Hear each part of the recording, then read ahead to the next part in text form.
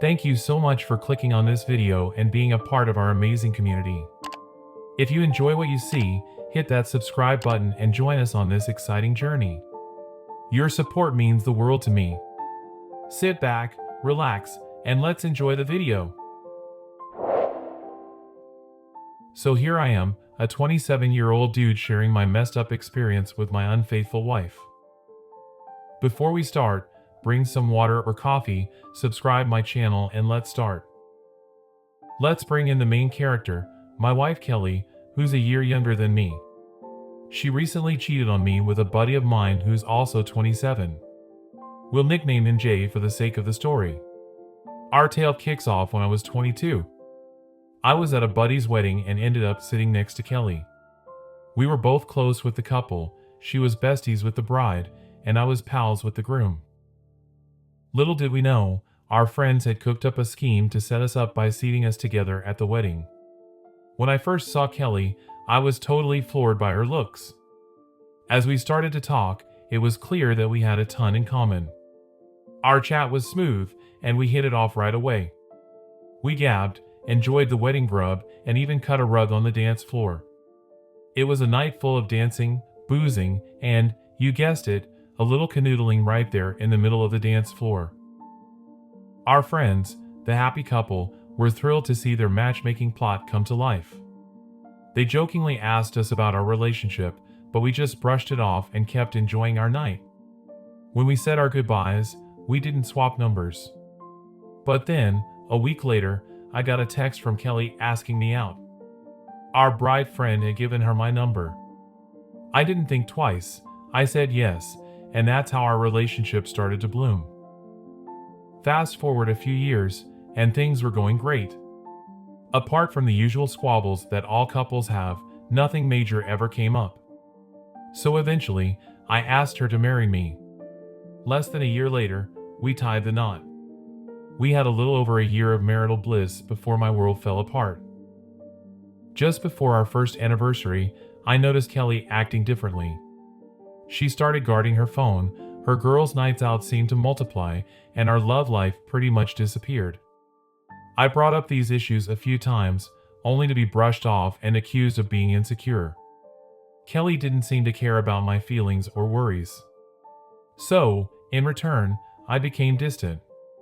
The loving goodbye kiss when I left for work disappeared, and our chats dwindled to just the essentials. Then came the night when I couldn't take it anymore and decided to do some digging. While Kelly was asleep, I went through her phone and laptop, checking her texts, emails, and messaging apps. But I didn't find anything fishy. Having read tons of stories on here, I knew there was one more place to check: her car. I snuck into her car, and lo and behold, I found a second phone. I knew right then what was happening, but I wanted to collect all the proof for when I confronted her. I didn't want her to brush it off, saying it was a one-time thing or some other baloney.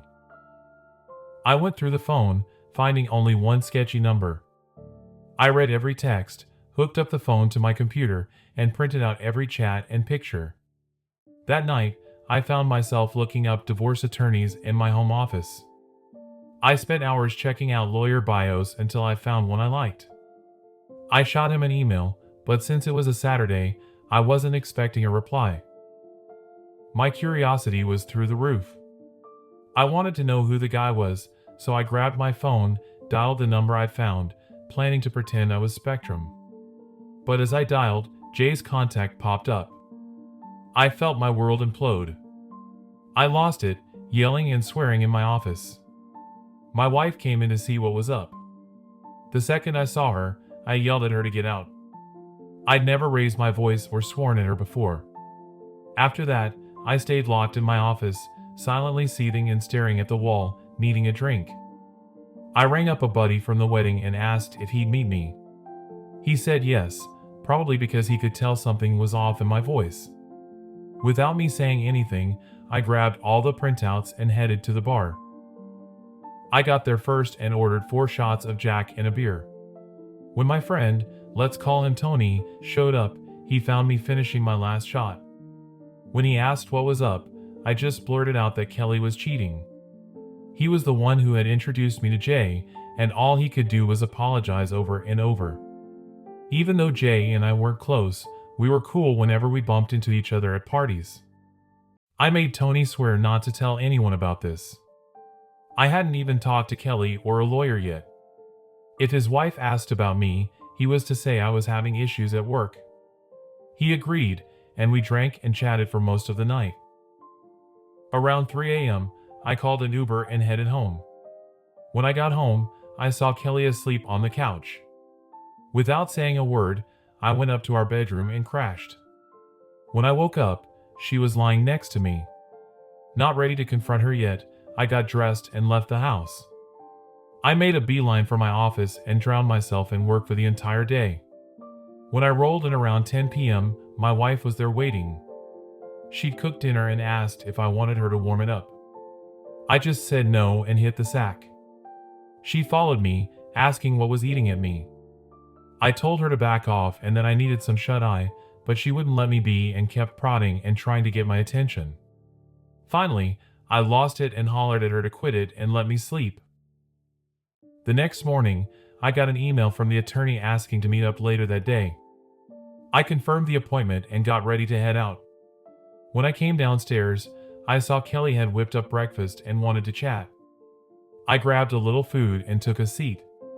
She started off saying that I'd been off lately and went on about how I changed. She wanted to know what was up.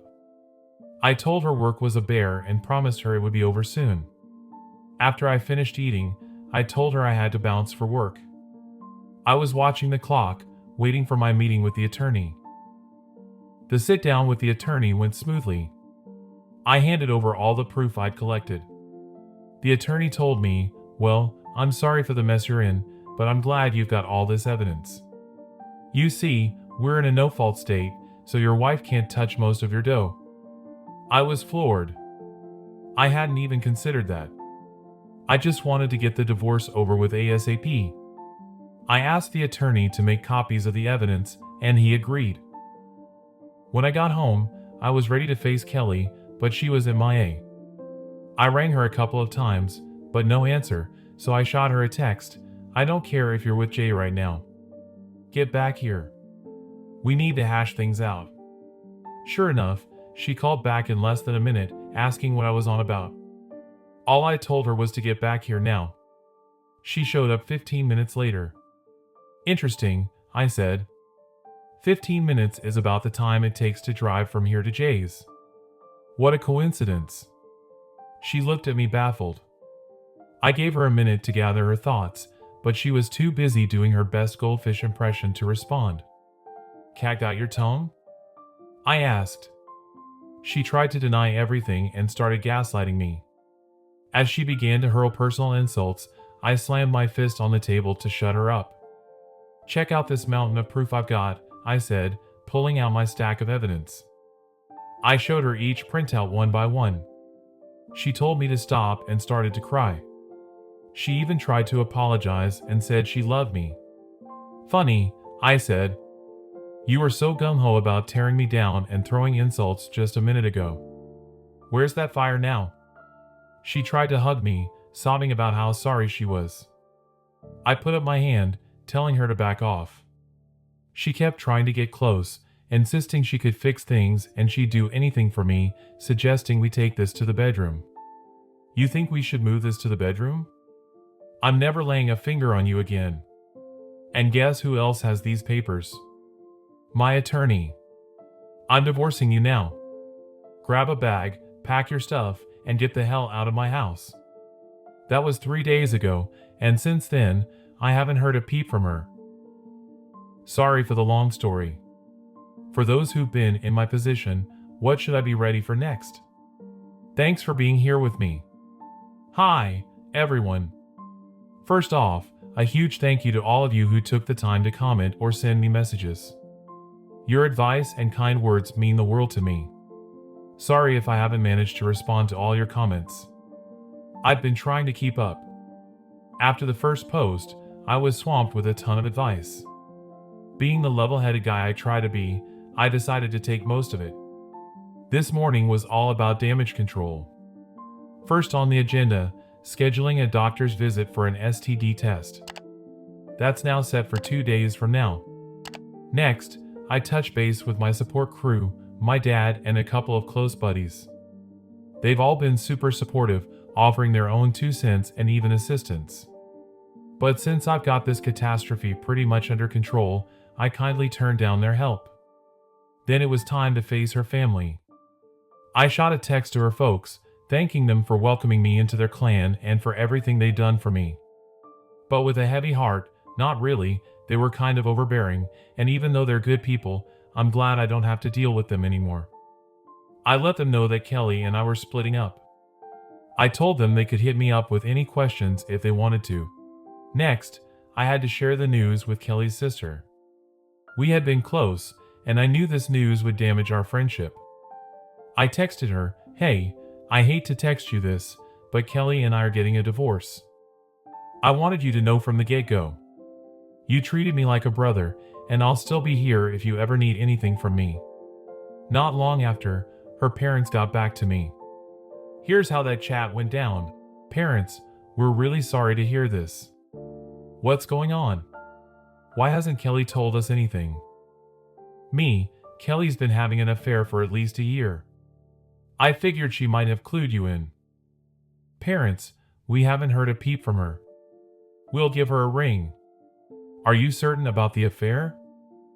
Me, "I'm sure as hell. I found their texts." Parents, "We're really sorry. We'll try to reach out to her." After handling her family, it was time to tackle the big job of facing Jay's fiancée.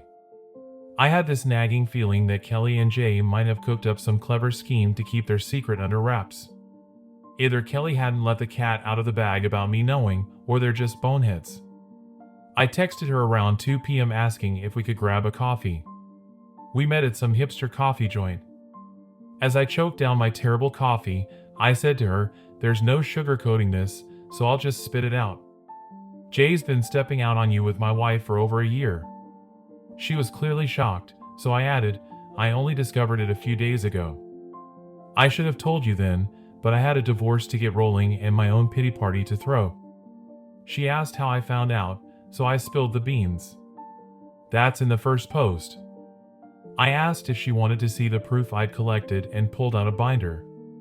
She took the binder and skimmed the messages and pictures and just started to cry quietly. I told her she could take the binder.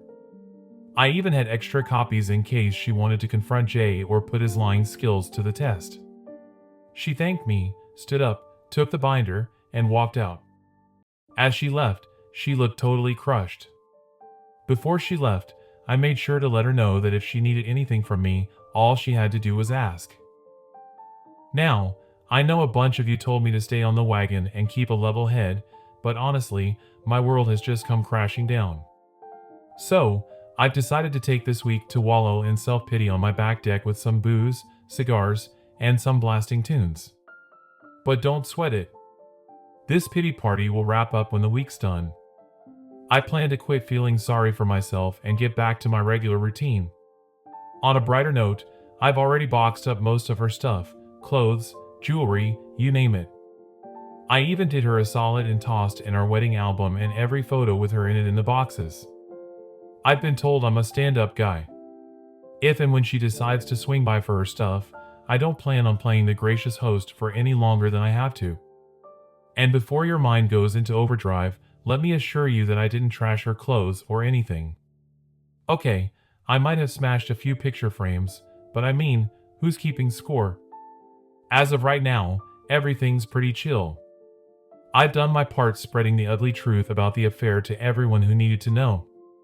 My doctor's visit is scheduled, my attorney is working to get me out of this jam, and 90% of her stuff is neatly packed in boxes. If she keeps her distance, this might just be the smoothest divorce in the books. Update, so here's the latest. Since the last update, I've been wallowing in my personal pity party, drinking, and more drinking.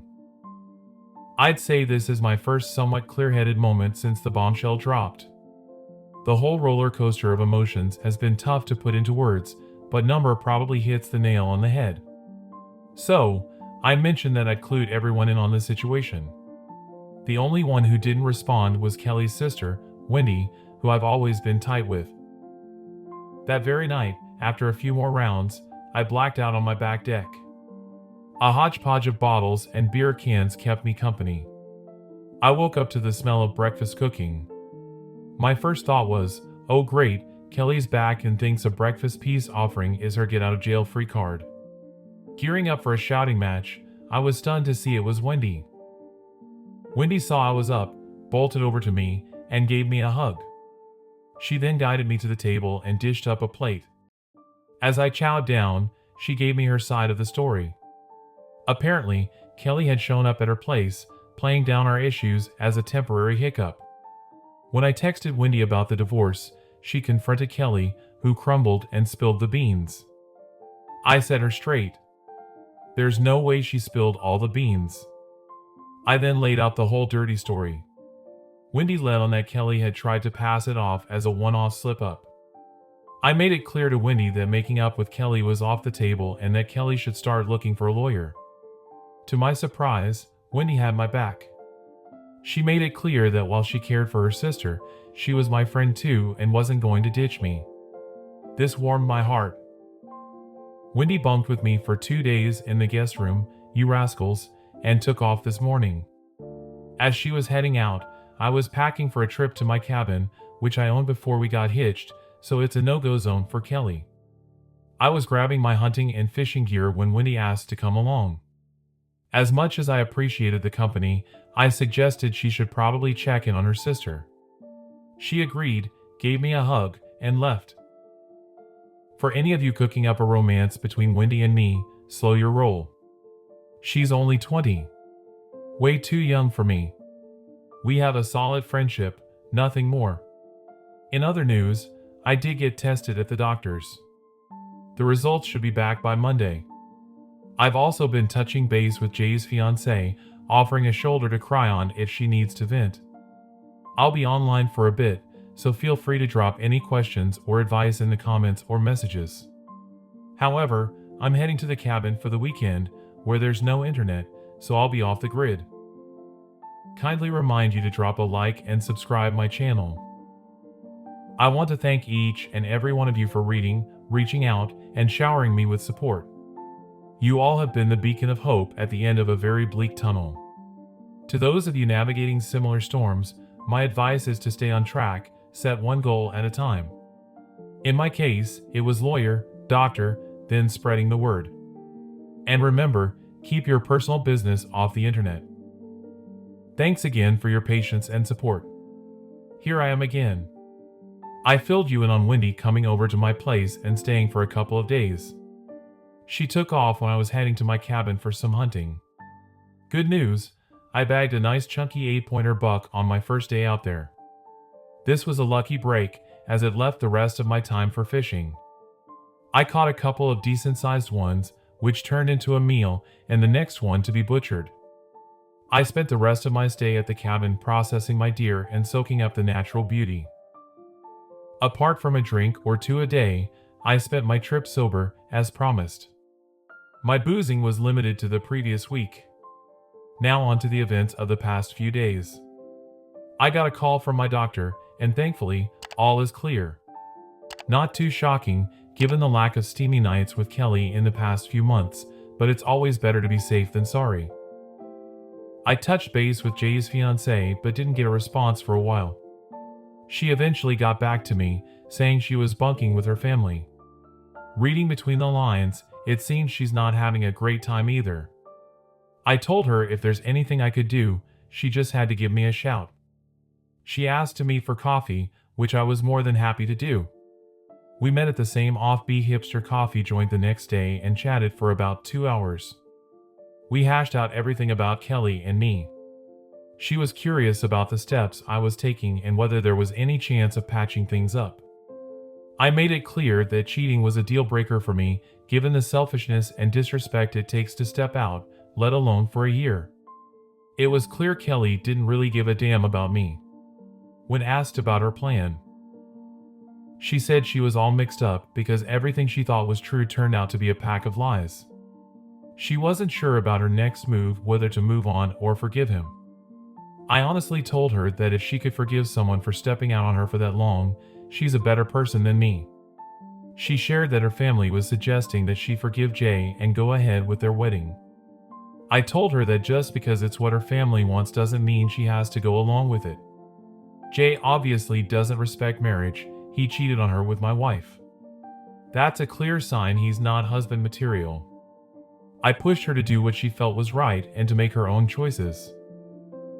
I shared that when I found out, I tried to find a way my heart could fool my brain into thinking I could swallow it and forgive her, but I just couldn't pull it off. I encouraged her to trust her gut. From my experience, the brain and heart can sometimes lead you down the wrong path, but gut instincts are usually spot on. She thanked me, and we went our separate ways. The next day, my lawyer let me know that Kelly had been served at her job. Wendy rang me soon after, saying Kelly hadn't left her room all day and was crying in bed. I explained she'd been served and was probably wrestling with the fallout of her actions. Wendy asked about my cabin trip, and I filled her in. After a quick chat, we hung up, and I started bracing myself for the possible storm that Kelly might kick up now that she's been served.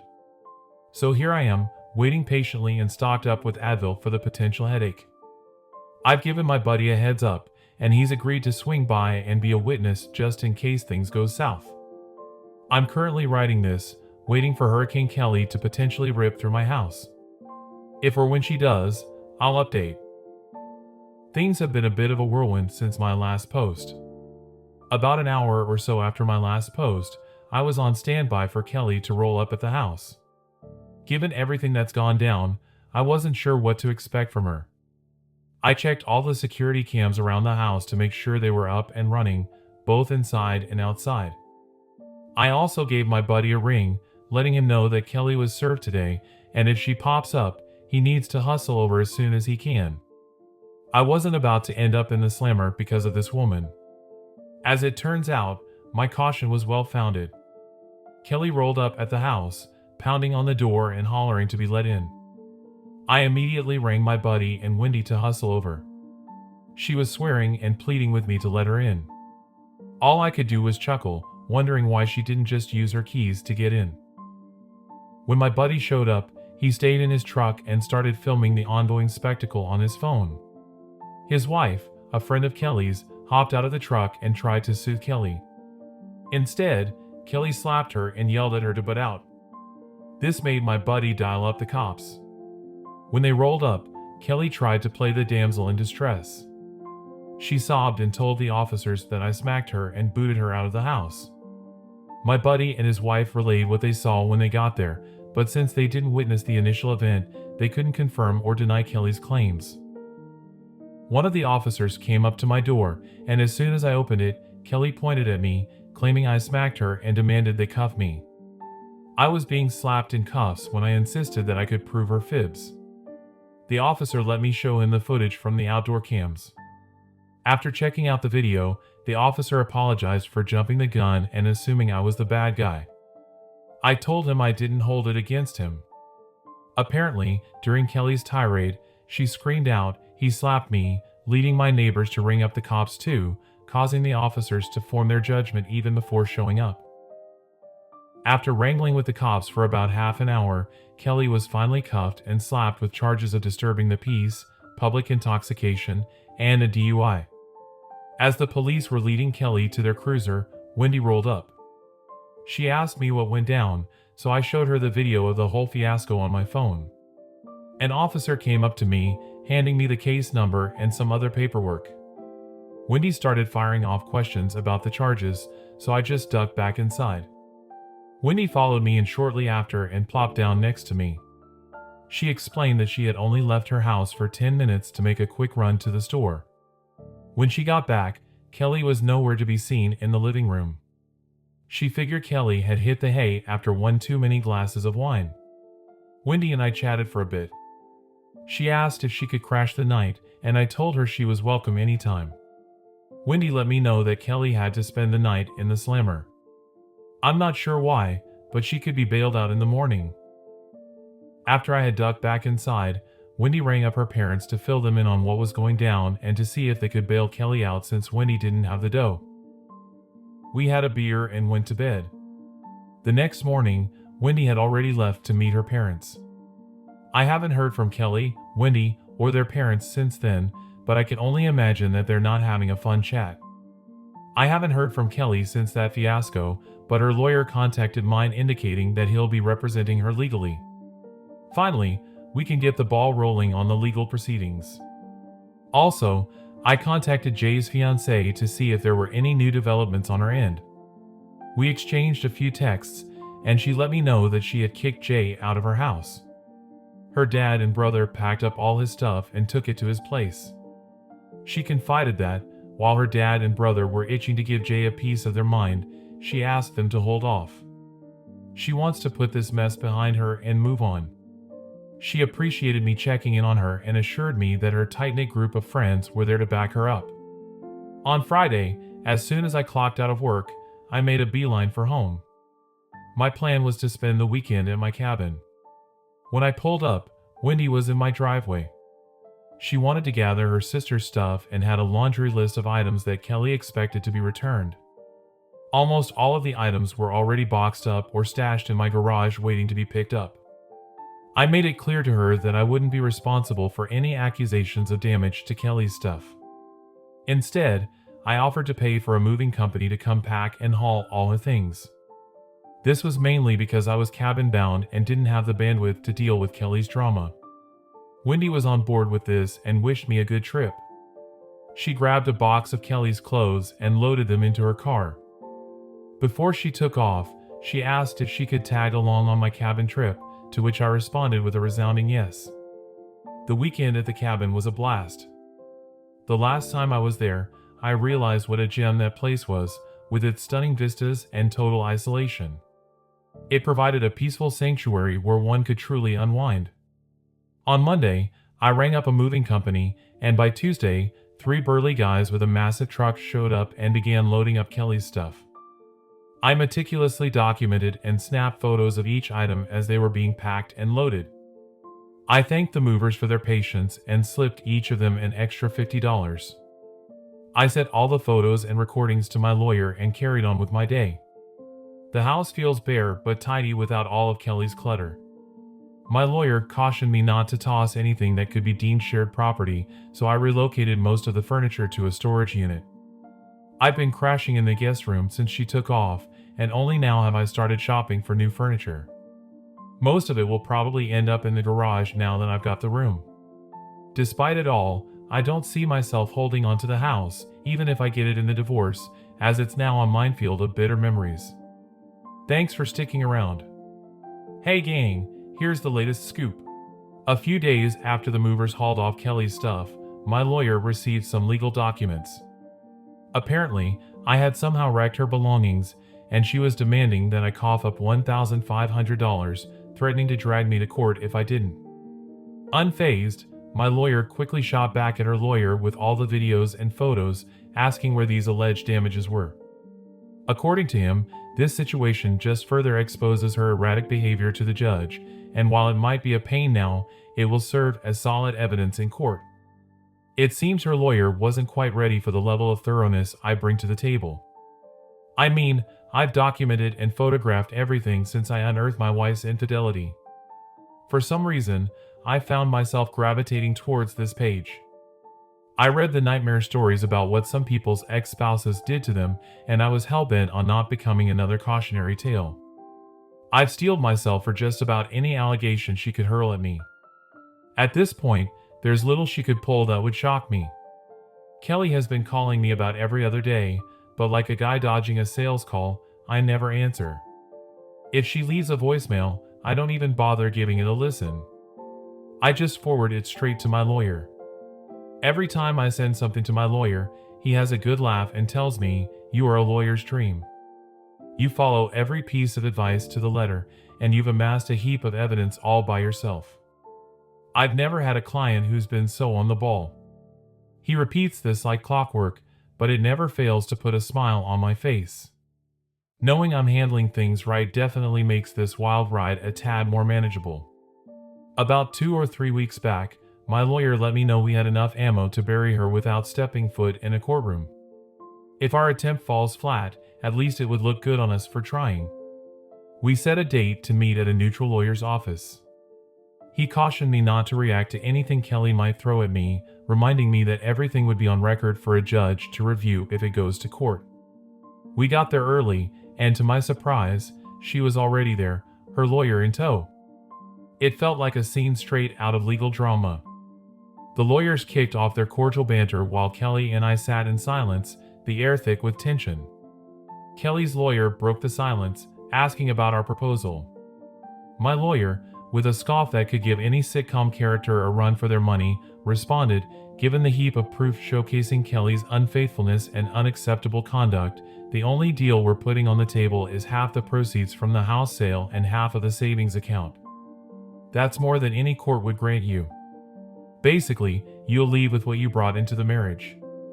Kelly started to weep, pleading if there was any way she could mend things. I shot back, "You've been betraying me even before we said I do. There's nothing you could possibly do to erase or make up for your actions. Sign the papers. It's more than you deserve, and I want to put an end to this whole charade you've spun." She excused herself to the ladies' room, likely to pull herself together. When she came back, still with teary eyes, she signed the papers and left shortly after. In about a month, everything will be filed, and all that's left for me to do is sell the house. Thank you for joining us today. Like and subscribe and hit that notification bell so you don't miss out on our next video. We'd hate for you to miss it. See you next time. Thank you so much for taking the time to watch this video. If you found it valuable, don't forget to hit that subscribe button and become a part of our growing community. Now, I invite you to share your thoughts, opinions, and ideas in the comments below. I genuinely value your feedback and look forward to hearing from each and every one of you. Let's connect, learn, and grow together.